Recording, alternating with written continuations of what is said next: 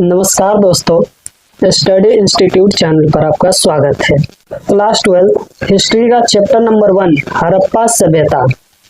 इस चैप्टर से जितने भी इम्पोर्टेंट क्वेश्चन बन सकते थे या है उसके बारे में हम इस वीडियो में पढ़ेंगे। पहले पार्ट में हम इसके थ्योरी वाइज पढ़ाए हैं, तो अगर आप वो वीडियो नहीं देखे हैं तो इसके देखने के बाद वो देख लीजिएगा। चलिए स्टार्ट करते हैं। पहला क्वेश्चन है हड़प्पा सभ्यता। हड़प्पा सभ्यता के प्रमुख नगर कौन कौन से थे और उनकी विशेषताएं बताएं। उनके नगर और उनकी विशेषता के बारे में बताना है। पहला है प्रमुख नगर। उनके जो प्रमुख नगर थे हड़प्पा, मोहनजोदड़ो, लोथल, धोलावीरा और कालीबंगन। नगर योजना ग्रिड पद्धति और चौड़ी सड़कें बनी हुई थी। तीसरी विशेषता है मकान। मकान पक्की ईंटों के बने हुए थे और स्नानागार और कुआं भी बना हुआ था। पक्की ईंटों का बनने का मतलब ये है कि जिस तरह से आज के समय में पक्की ईंटों से बनाया जाता है, वहाँ के मकान में क्या छतदार होता था, खिड़कियाँ लगी होती थी और छत पर जाने के लिए सीढ़ियाँ भी बने हुए थे और घर का आंगन चारों तरफ दीवारों से घिरा हुआ था। चौथी विशेषता थी जल निकासी प्रणाली। यहाँ की जल निकासी प्रणाली उत्कृष्ट माध्यम की पाई गई है, यानी कि यहाँ सड़क के दोनों तरफ नालियाँ बनी होती थी और उस छोटे नाली बड़े नाली में मिल जाता था और बड़े नाली का पानी नदी में जाकर गिर जाता था। इस तरह की यहाँ की जल निकासी प्रणाली थी। और पांचवी विशेषता है भंडारण।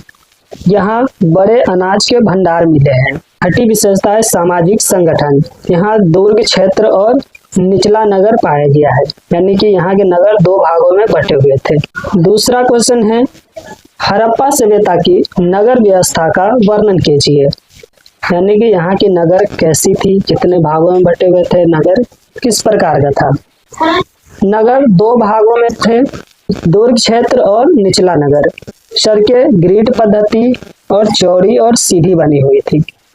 तीसरी विशेषता है कि मकान पक्की ईंटों से बने और घरों में आंगन था।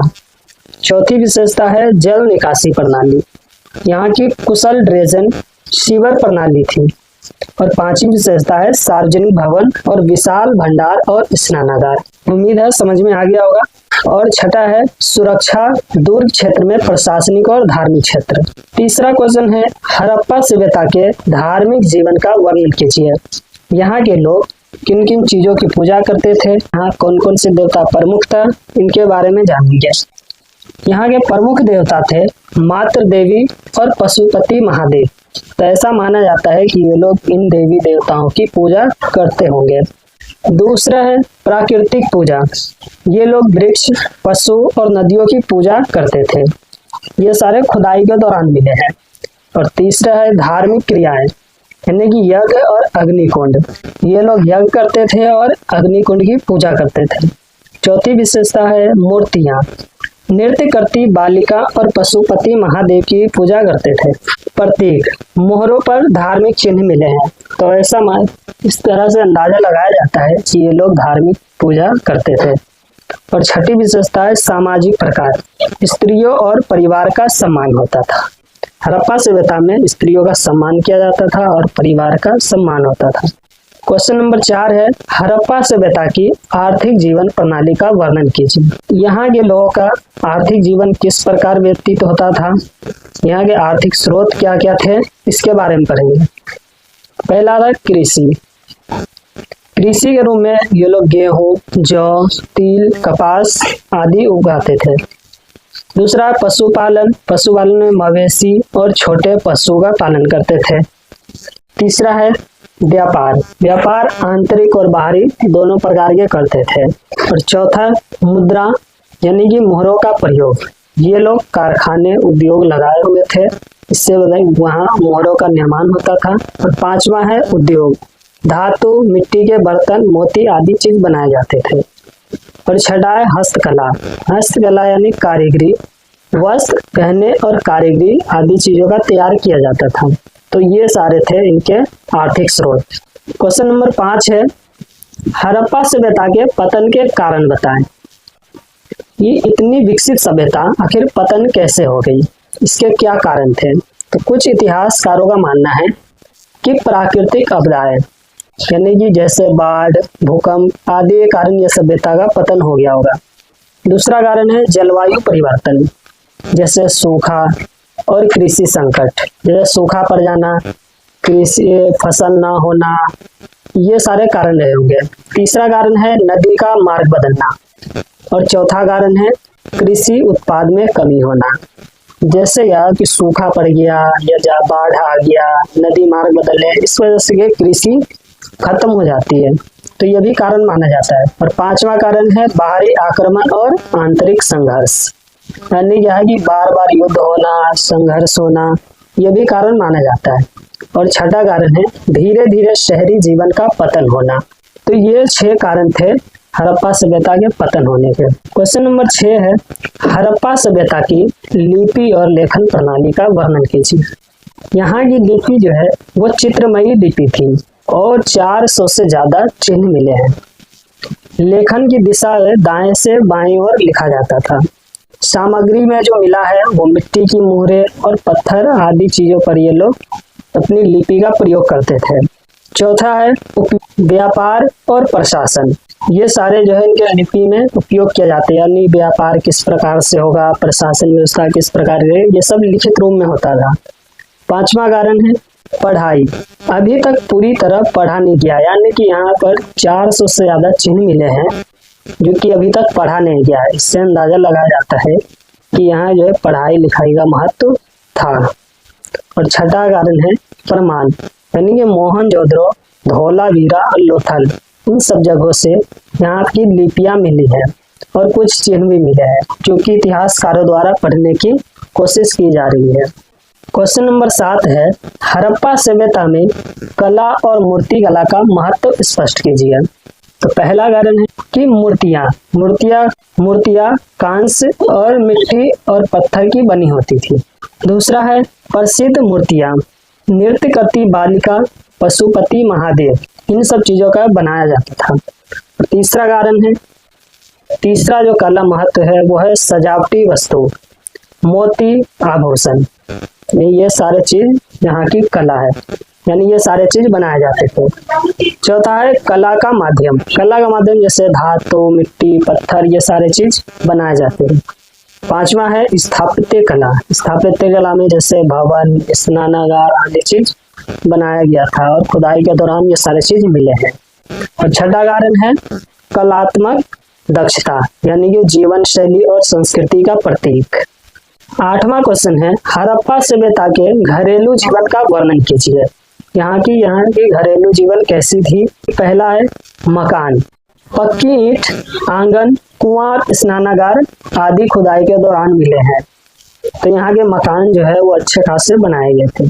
दूसरा है परिवार, संयुक्त परिवार था, यहाँ जो है संयुक्त परिवार प्रचलन में था। तीसरा है स्त्रियां आभूषण पहनती थी, श्रृंगार करती थी। और चौथा है खेल और मनोरंजन, खेल और मनोरंजन में खिलौने, पासा, संगीत आदि चीज के साक्ष्य मिले हैं। 5वां है भोजन, भोजन मुख्यतः कृषि उत्पाद आधारित है, यानी कि जैसे जौ, गेहूं, चावल, धान, ये सब चीजों पे कृषि किया जाता था, फसल उगाए जाते थे।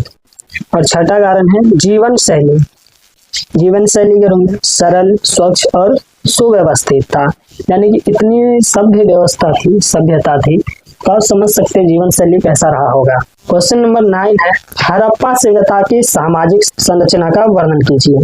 पहला है समाज वर्गीकृत था, व्यापारी, कारीगर, किसान और शासक, इन 4 वर्गों में बटे हुए थे।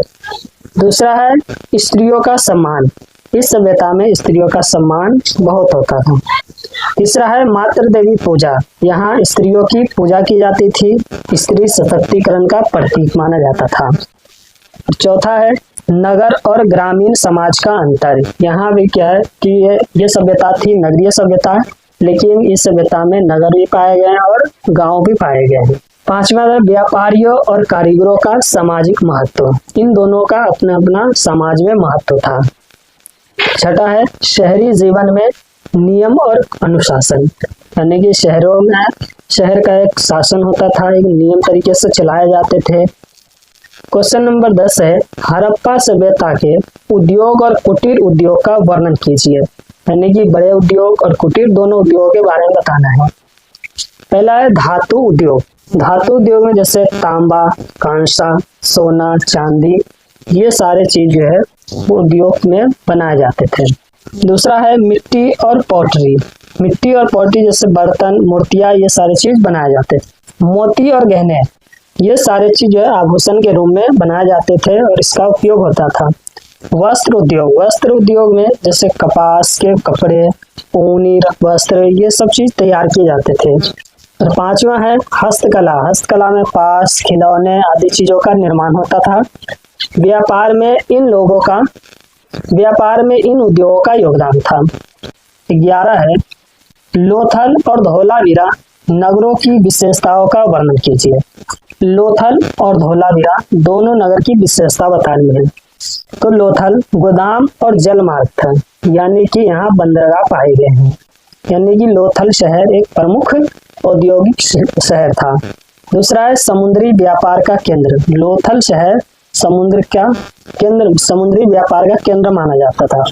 धोलावीरा जल संग्रह और चौराहों की योजना थी, यानी कि जल संग्रह किस प्रकार होना चाहिए, सड़क व्यवस्था कैसी होनी चाहिए, ये धोलावीरा में पाया गया। चौथा है शिलालेखों का प्रमाण। इन दोनों शहरों से शिलालेख के प्रमाण मिले हैं। पांचवा है वास्तुकला में अनोखी डिजाइन। धोलावीरा में अनेक वस्तुओं पर डिजाइन की गई मिली है। इससे पता लगता है कि ये शहर औद्योगिक क्षेत्र था। और छठा है धोलावीरा प्रशासनिक और सामुदायिक जीवन का केंद्र था। क्वेश्चन नंबर 12 है हड़प्पा सभ्यता का अन्य सभ्यताओं से संबंध कैसा था, यानी हड़प्पा सभ्यता का दूसरे सभ्यता से संबंध कैसा था, इसके बारे में बताना। पहला है व्यापार। व्यापार के रूप में ये लोग मेसोपोटामिया, मिस्र, इन सभ्यताओं के साथ व्यापार करते थे। दूसरा है मुद्रा।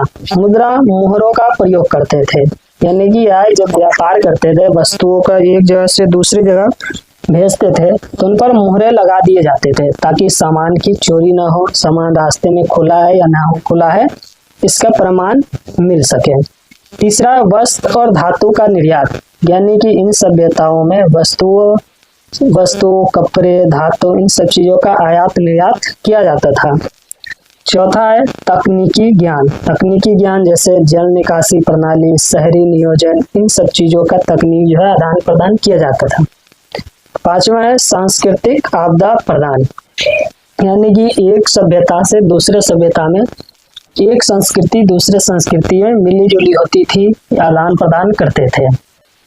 और छठा है सभ्यता का वैश्विक प्रभाव। जिस तरह से आज हम लोग पश्चिमी सभ्यता को अपनाते हैं, हमारी सभ्यता को पश्चिमी देश के लोग अपनाते हैं, उसी तरह से उस समय भी हड़प्पा सभ्यता के लोग अन्य सभ्यताओं की संस्कृति को अपनाते थे और अन्य सभ्यताओं के लोग हड़प्पा सभ्यता की संस्कृति को अपनाते थे। क्वेश्चन नंबर 13 है हड़प्पा सभ्यता में जल प्रबंधन और सिंचाई प्रणाली का वर्णन कीजिए। तो इन सभ्यता में जल प्रबंधन किस प्रकार था और सिंचाई प्रणाली कैसी थी, इसके बारे में बताना है। यहाँ पहला है कुएं और जलाशय, यानी जल प्रबंधन के रूप में और सिंचाई के लिए कुएं और जलाशय का उपयोग किया गया था, बनाए गए थे। दूसरा है बाढ़ नियंत्रण के लिए नहरें, यानी कि बाढ़ को कंट्रोल करने के लिए यहाँ नहरें बनाए गए। तीसरा है धोलावीरा और मोहनजोदड़ो में विशेष जल संग्रहण मिले हैं। चौथा है नालियों और सीवर की व्यवस्थित व्यवस्था, यहाँ नालियां और सीवर की अच्छी व्यवस्था थी।